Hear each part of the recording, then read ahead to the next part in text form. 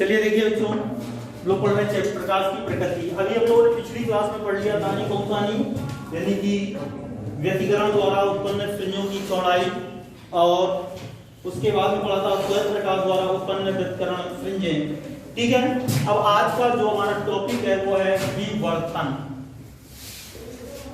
आज का टॉपिक है विवर्तन।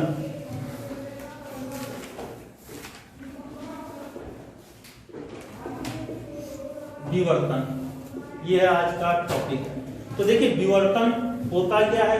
विवर्तन होता है जब कोई प्रकाश किरण यानी कि जब प्रकाश के मार्ग में उपस्थित किसी अवरोध या द्वारक पर प्रकाश क्या होता है, पड़ता है, तो वह प्रकाश यानी कि तरंगों की रुकावट की ज्यामिति छाया, ठीक है, जैसे किसी अवरोध या हमारा किसके द्वारक पर पड़ता है तो उसकी ज्यामिति छाया की ओर मुड़ने की घटना को विवर्तन कहते हैं। ठीक है, तो ये आ गया विवर्तन कहते हैं। ठीक है, जैसे यहाँ पर अवरोध है, यहाँ से ये प्रकाश पड़ रहा है, यहाँ से ये तो इसकी ओर ये मुड़ने की जो हमारे किसके प्रकाश थोड़ा सा मुड़ जाता है, उसी को क्या कहते हैं, विवर्तन कहते हैं।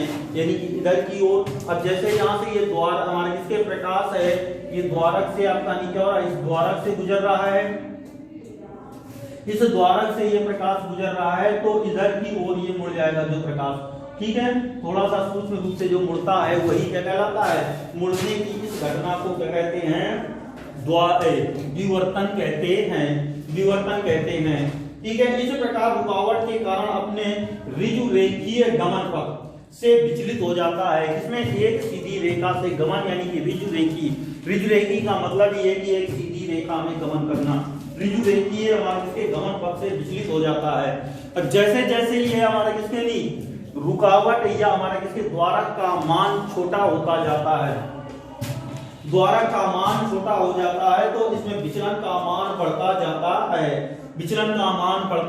है। ठीक है, यदि रुकावट का मान हमारे किसके प्रकाश की तरंग दैर्ध्य के आकार का होता है, यदि रुकावट या द्वारक का मान प्रकाश की तरंग दैर्ध्य के बराबर है, तो उस समय विवर्तन का रूप जो है वो हमारे किसके सबसे कम होता है। उस समय हमारे किसके विवर्तन सबसे कम होता है। यह विवर्तन की क्या है, एक कंडीशन है, यानी कि शर्त है। क्या है, शर्त है। ठीक है, तो इसलिए यहां पर हमारे किसके प्रकाश के विवर्तन के लिए रुकावट या द्वारक का मान प्रकाश की तरंग दैर्ध्य की कोटि का होना चाहिए।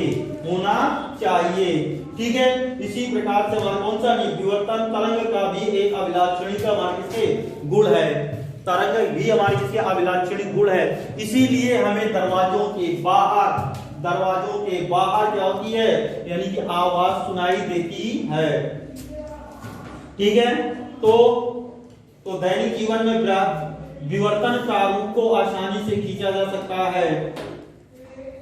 तो इसमें आप सबसे पहले लिख लेंगे, तो लिख लीजिए विवर्तन किसे कहते हैं कि प्रकाश के मार्ग में, लिखिए प्रकाश के मार्ग में उपस्थित किसी अवरोध या द्वारक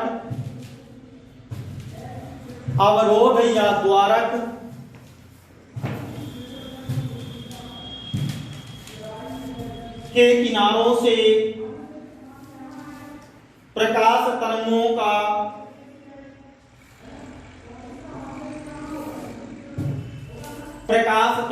का रुकावट की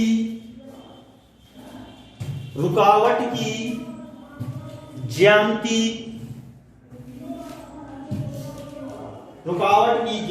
छाया की ओर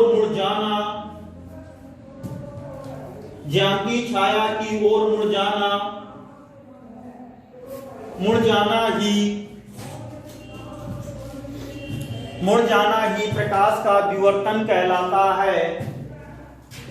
मुड़ जाना ही प्रकाश का विवर्तन कहलाता है।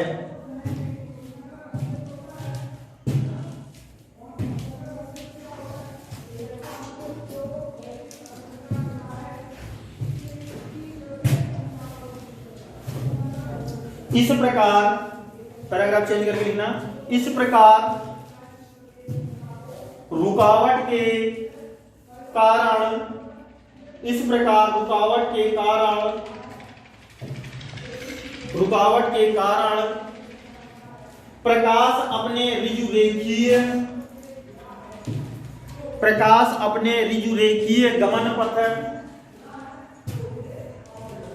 गमन पथ से विचलित हो जाता है, गमन पथ से विचलित हो जाता है।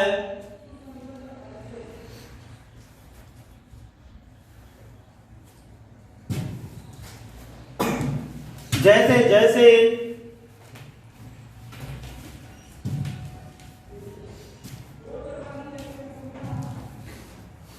रुकावट का आकार, जैसे जैसे रुकावट का आकार छोटा होता जाता है, छोटा होता जाता है,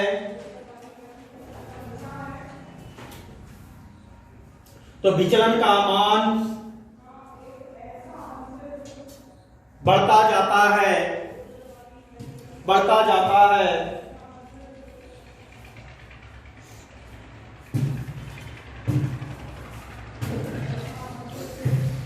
जब रुकावट का आकार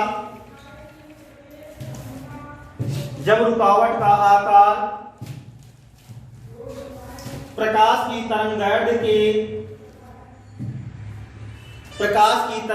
के आकार का होता है,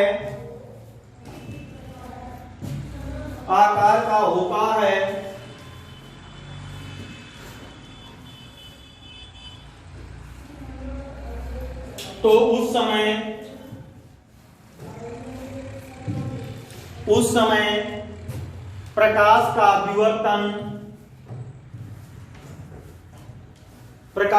विवर्तन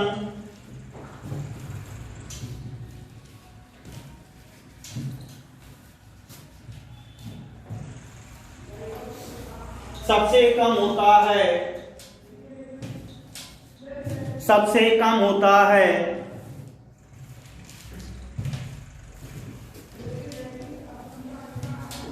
यह विवर्तन की महत्वपूर्ण शर्त है,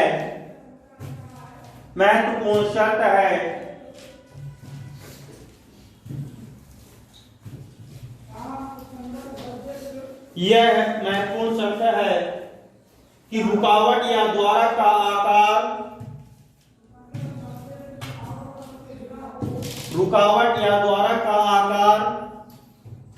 प्रकाश की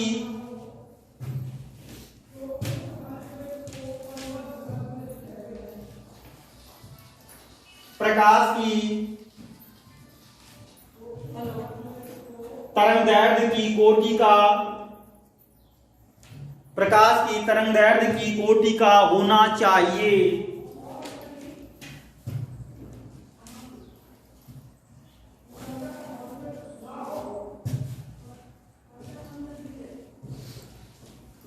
विवर्तन तरंग का एक अभिलाक्षणिक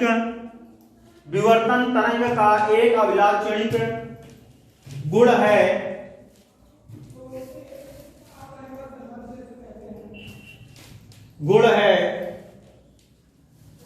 ध्वनि तरंगों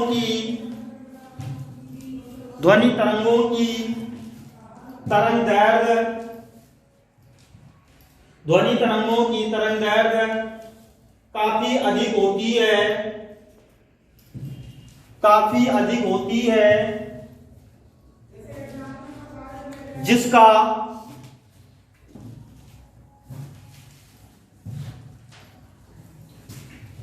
दैनिक जीवन में विवर्तन प्रारूप आसानी से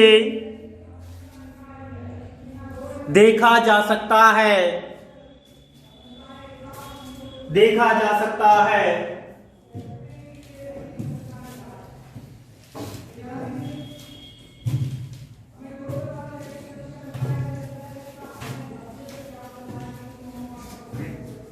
जैसे नए ध्यान से लिखिएगा, जैसे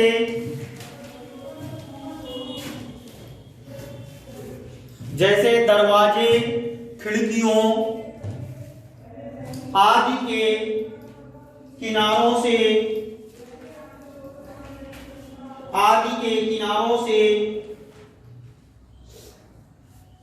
ध्वनि तरंगों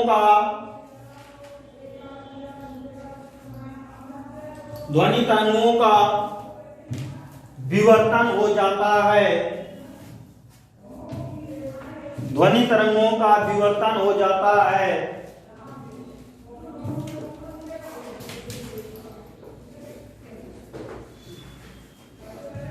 परंतु प्रकाश तरंगों की तरंगदैर्घ्य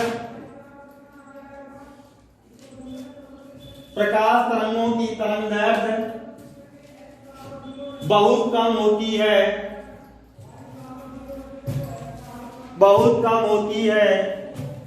इसलिए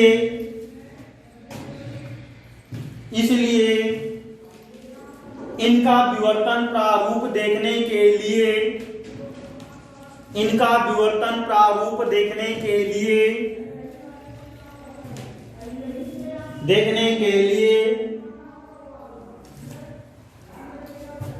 अवरोध या द्वारक का आकार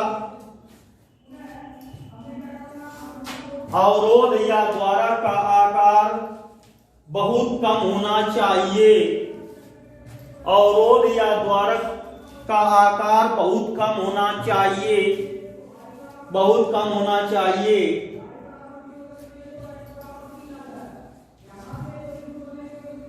प्रकाश का विवर्तन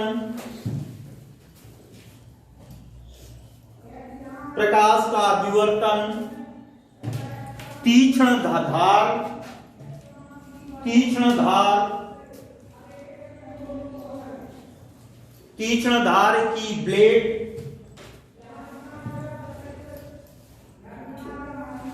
धार की ब्लेड एवं सुई की नोक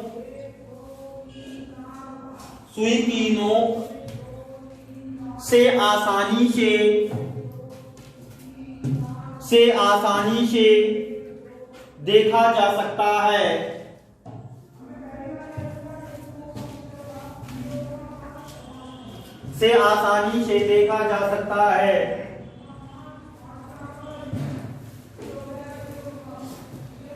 फ्रेनल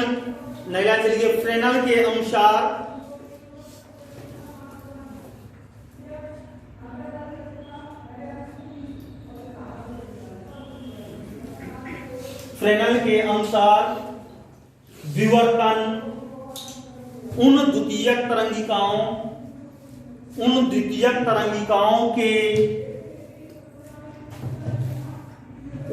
तरंगिकाओं के अध्यारोपण से होने वाले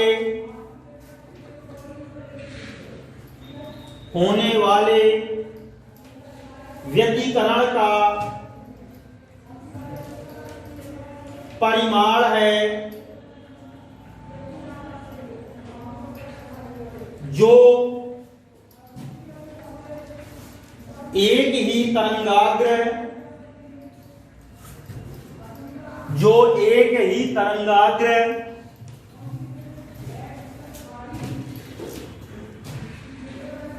के उस भाग से चलती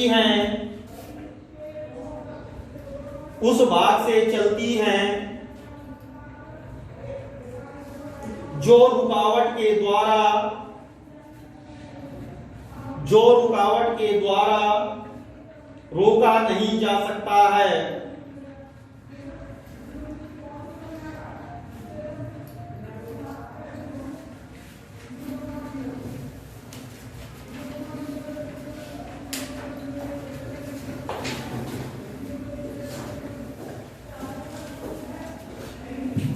अब इसके बाद में ही डाल लेंगे ध्वनि एवं प्रकाश के विवर्तन की तुलना।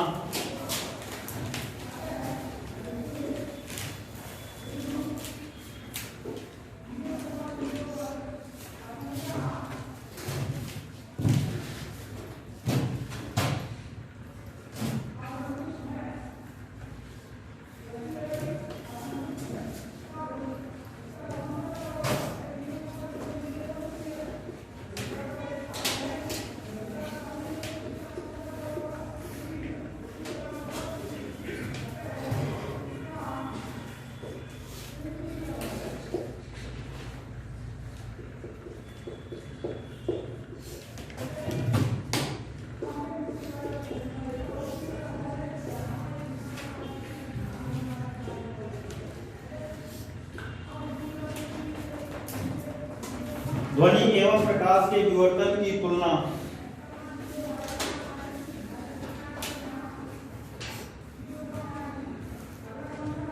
तो देखिए विवर्तन प्रारूप जो है वो ध्वनि तरंगों एवं प्रकाश तरंगों दोनों से उत्पन्न होता है। किससे होता है? दोनों से उत्पन्न होता है। तो विवर्तन के लिए अवरोध या द्वारक का आकार तरंगों के हमारे किसके तरंगों के तरंग दैर्घ्य के क्रम का होना चाहिए, यानी कि तरंग दैर्घ्य की तरंगों की तरंग दैर्घ्य की कोटि का होना चाहिए। अब यहाँ पर ध्वनि तरंगों की तरंग दैर्घ्य, ध्वनि तरंगों की जो तरंग दैर्घ्य होती है वो बहुत बड़ी होती है, यानी कि बड़ी होती है, इसलिए इसके द्वारक या अवरोधों के मान जो है वो बड़े होते हैं। और प्रकाश की तरंग दैर्घ्य क्या होती है? बहुत कम होती है, इसलिए इनके हमारा कौन सा नहीं द्वारक या अवरोध बहुत ही छोटे होने चाहिए।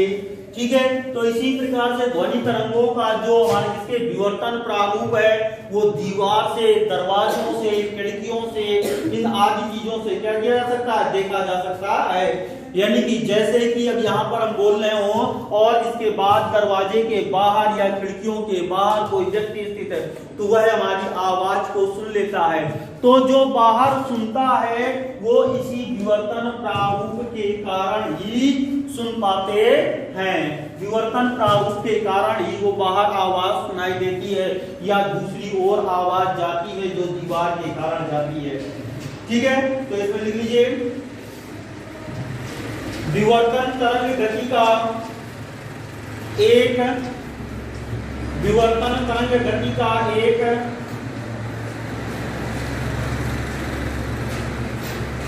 अभिलक्षण है,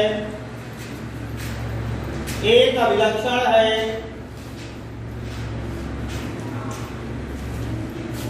विवर्तन तरंग गति का एक अभिलक्षण है। यह प्रकाश तरंगों एवं ध्वनि तरंगों, यह प्रकाश तरंगों एवं ध्वनि तरंगों दोनों में उत्पन्न होता है, दोनों में उत्पन्न होता है।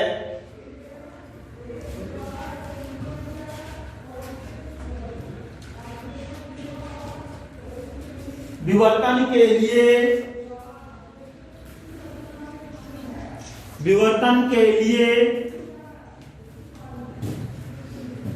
अवरोध या द्वारक का आकार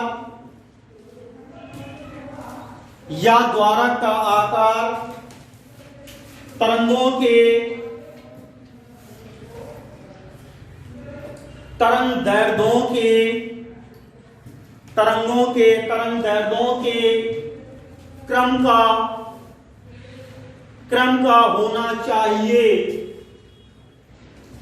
होना चाहिए।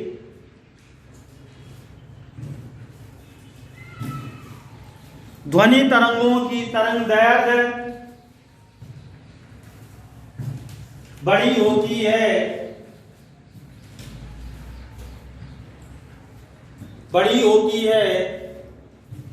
इसलिए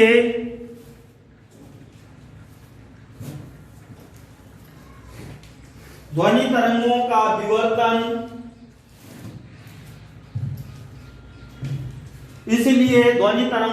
विवर्तन आसानी से देखा जा सकता है।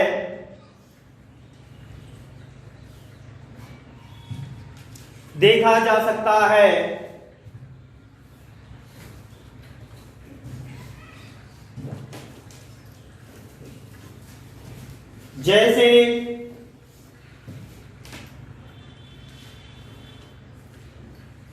दीवारों, दरवाजों, खिड़कियों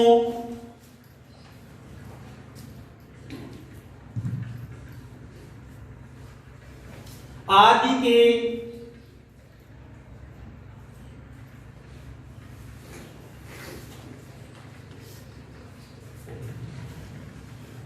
दरवाजों से ध्वनि का आदि के दरवाजों से ध्वनि का विवर्तन हो जाता है।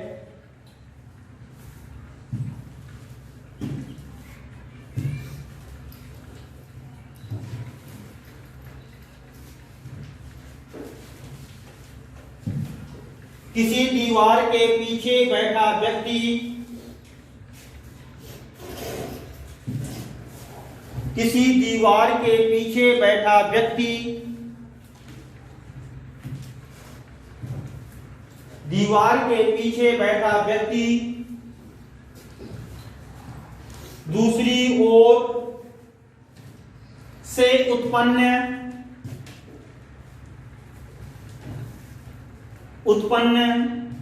ध्वनि को सुन लेता है।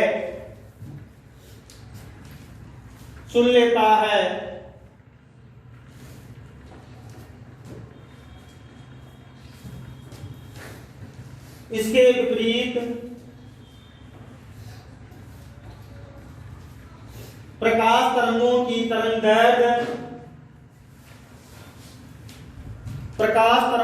तरंगदैर्घ्य अत्यंत छोटी होती है।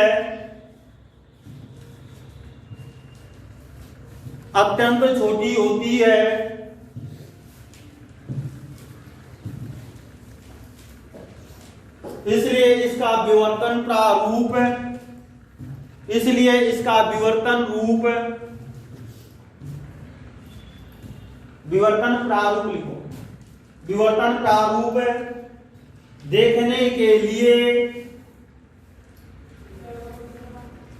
देखने के लिए अवरोध या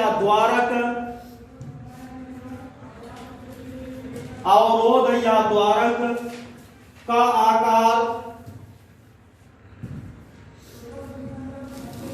अत्यंत सूक्ष्म होना चाहिए।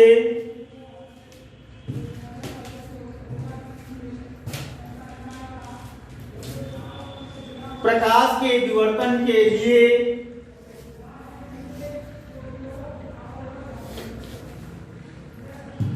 विवर्तन को देखने के लिए प्रयोगशाला में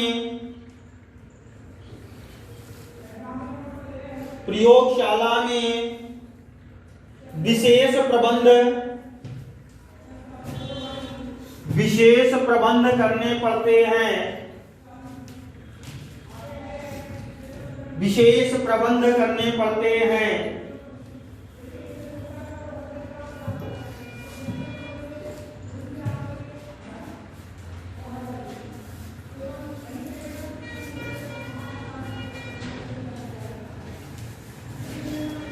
प्रकाश का विवर्तन ब्लेड की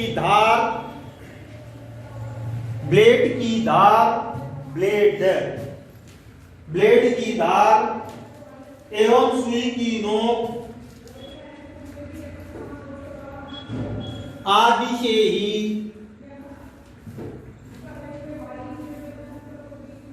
से ही संभव है।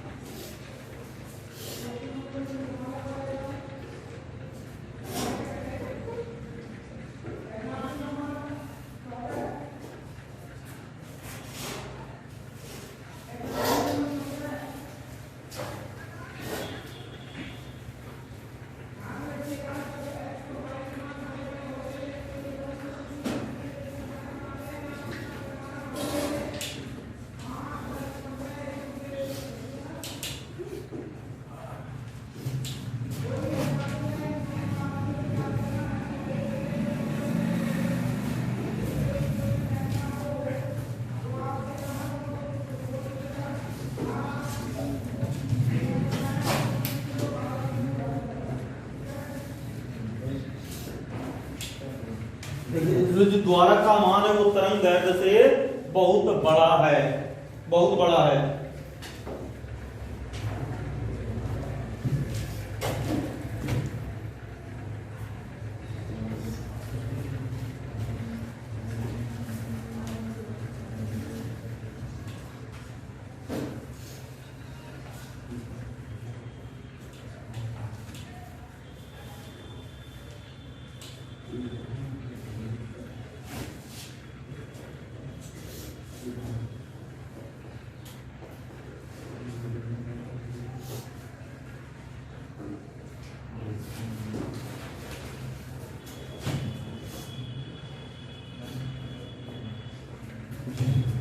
इसमें देखिए जो d लेस देन हमारे इसके लैम्डा, d का मान जो है वो लैम्डा से इसके लगभग बराबर या फिर इससे छोटा है, यानी कि लगभग बराबर कर देते हैं।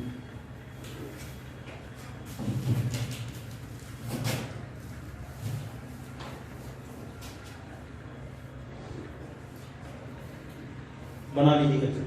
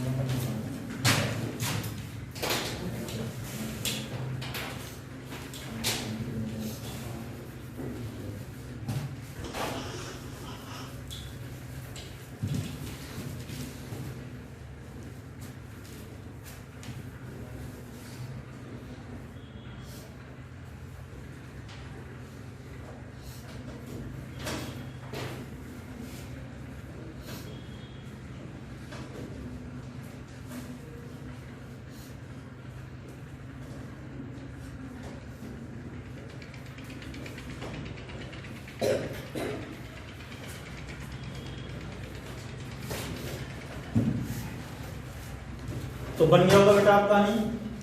अब देखिए विवर्तन के प्रकार, दो प्रकार का होता है। विवर्तन कितने प्रकार का हो जाता है? दो प्रकार का, जिसका नाम है फ्रेनल। पहला नंबर है फ्रेनल विवर्तन और दूसरा है फ्राउनहोफर विवर्तन। तो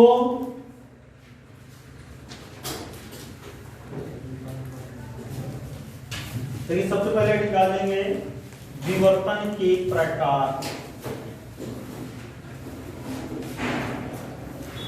विवर्तन के प्रकार,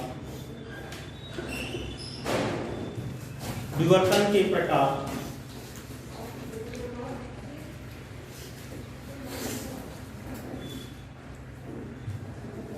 तो इसमें लिखिए विवर्तन मुख्यतः दो प्रकार का होता है। विवर्तन मुख्यतः दो प्रकार का होता है। नंबर एक फ्रेनल विवर्तन और नंबर दो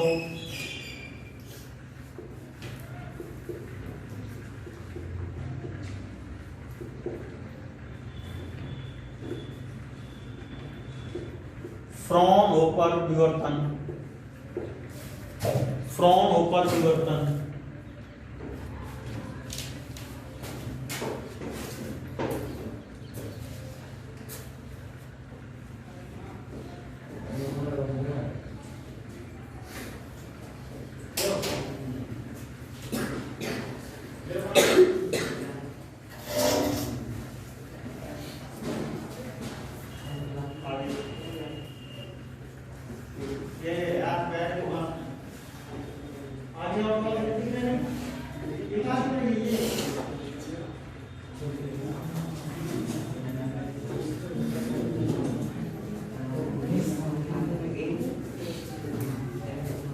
तो देखिए फ्रेनल विवर्तन क्या होता है और फ्रॉनहोफर विवर्तन, यानी कि फ्रेनल विवर्तन है इसमें प्रकाश स्रोत द्वारक या अवरोध, प्रकाश स्रोत व द्वारक के बीच की जो दूरी होती है वो एक सीमित है, तो उन्हें कहेंगे फ्रेनल विवर्तन।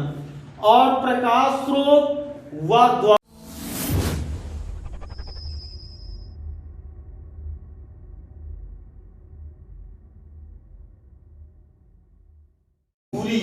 यानी कि अनंत है या फिर कह सकते हैं बहुत दूर स्थित है, उसे कहते हैं फ्रॉनहोफर विवर्तन कहते हैं। तो सबसे पहले निकाल लीजिए आप फ्रेनल विवर्तन।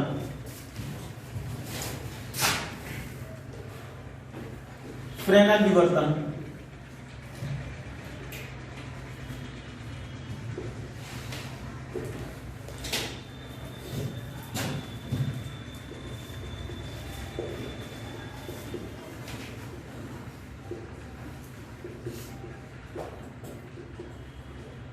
फ्रेनल विवर्तन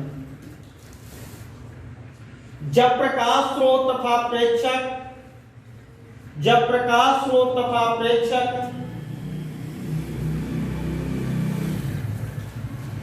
दोनों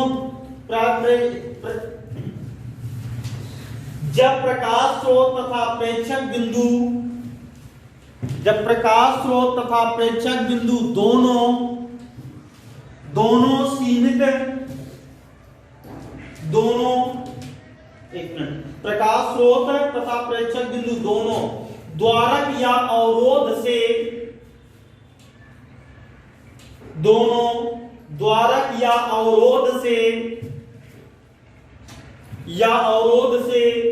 सीमित दूरी पर स्थित हो तो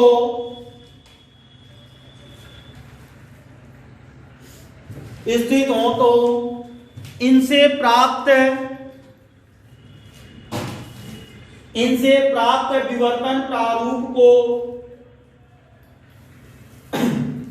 फ्रेनल विवर्तन कहलाता है। फ्रेनल विवर्तन कहलाता है।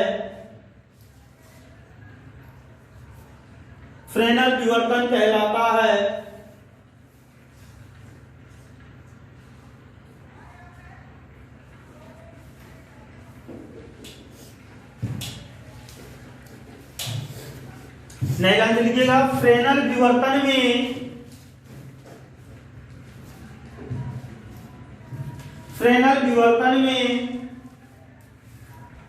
आपतित या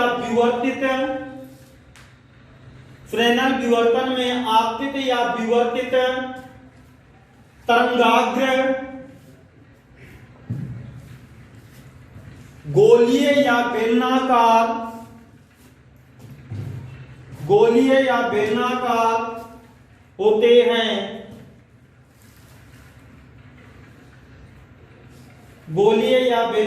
होते हैं।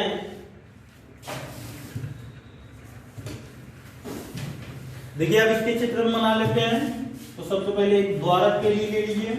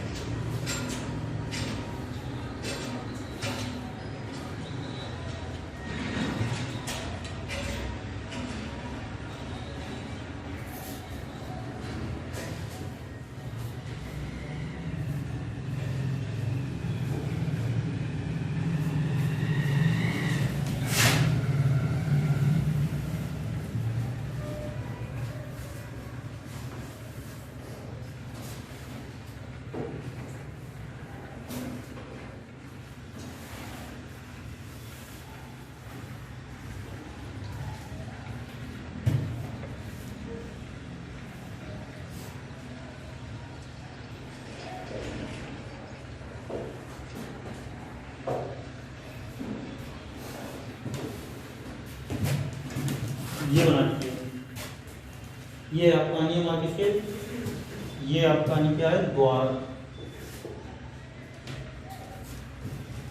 ये द्वारा, और ये है तीव्रता विवर्तन, तीव्रता विवर्तन। अब एक बना लेते हैं अवरोध के लिए।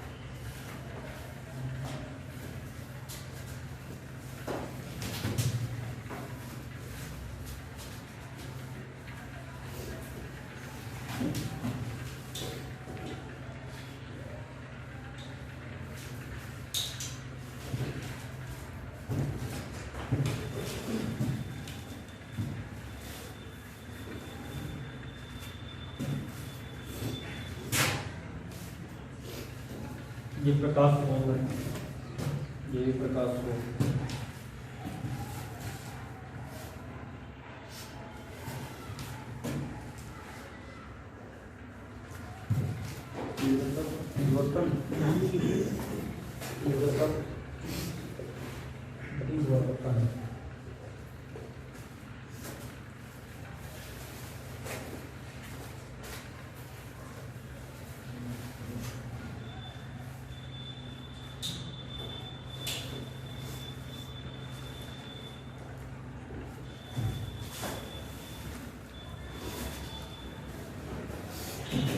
ये अवरोध है, ध्यान रखिएगा।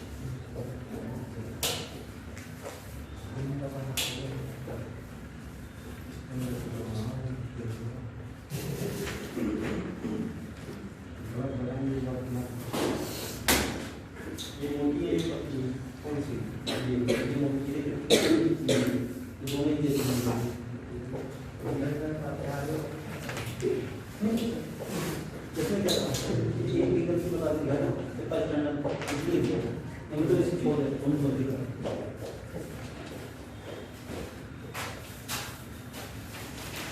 ये लाइन मिड में आती है, ये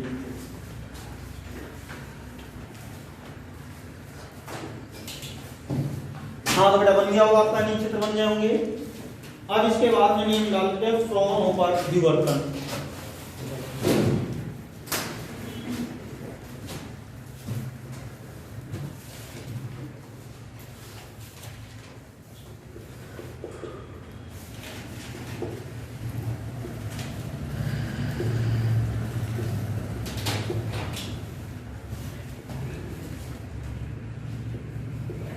फ्रॉनहोफर विवर्तन।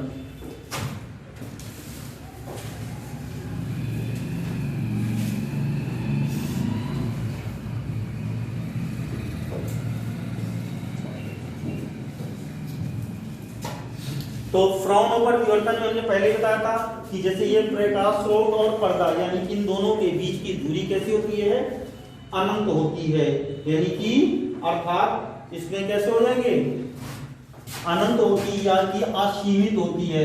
तो लिख लीजिए, बन गए होंगे चित्र आपके नहीं। अब लिख लीजिए कि जब प्रकाश स्रोत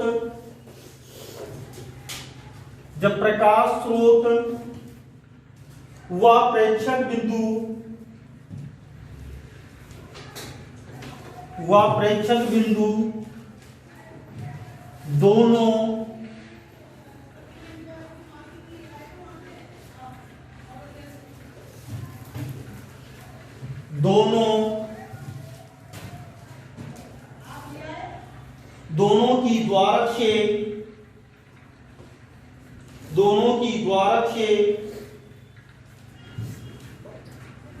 दोनों की द्वारक से प्रभावी दूरी अनंत हो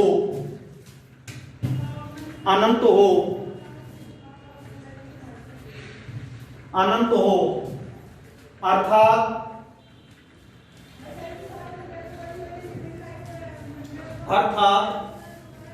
आपतित तथा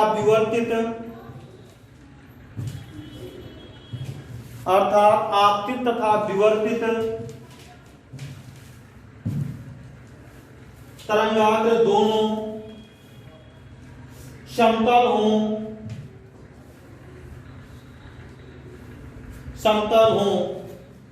इस प्रकार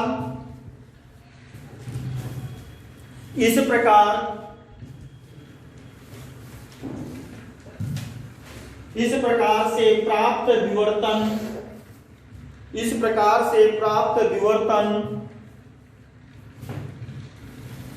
फ्रॉनहोफर विवर्तन कहलाता है।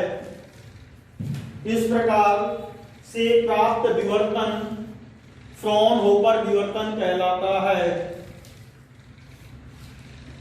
फ्रॉनहोफर विवर्तन कहलाता है।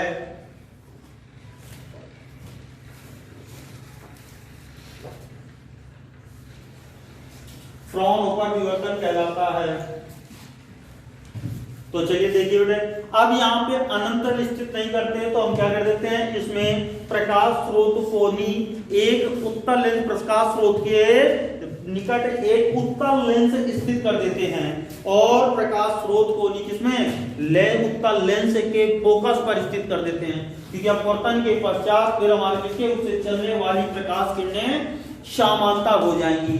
तो इस प्रकार से फिर उनको द्वारक से क्या करते हैं, गुजारते हैं। तो यहां से देखिए एक हमने ये प्रकाश स्रोत ले लिया, ये अब इसको एक इसके फोकस पर स्थित कर देते हैं, इसके निकट एक उत्तल लेंस स्थित कर दिया, ये इसको इसके फोकस पर स्थित कर देते हैं।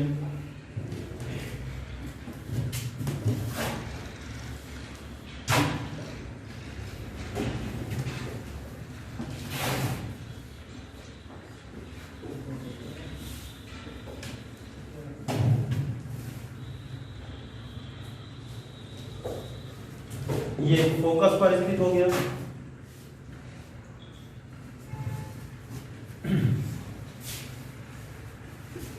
यहाँ पर ये द्वारक स्थित है और इस द्वारक पर पड़ने वाली ये प्रकाश किरणें समान इसके अपवर्तन के पश्चात में समांतर हो जाएंगी।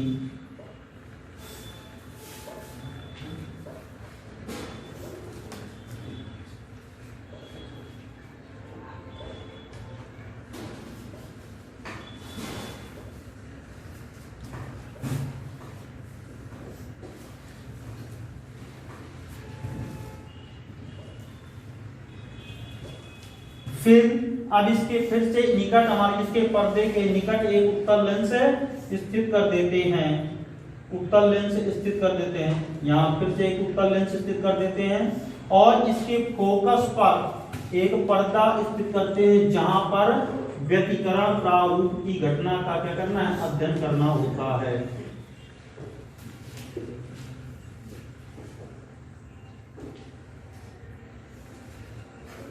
ये और यहाँ पर जो तीव्रता होती है वो क्या हो जाएगी, मैक्सिमम प्राप्त होगी।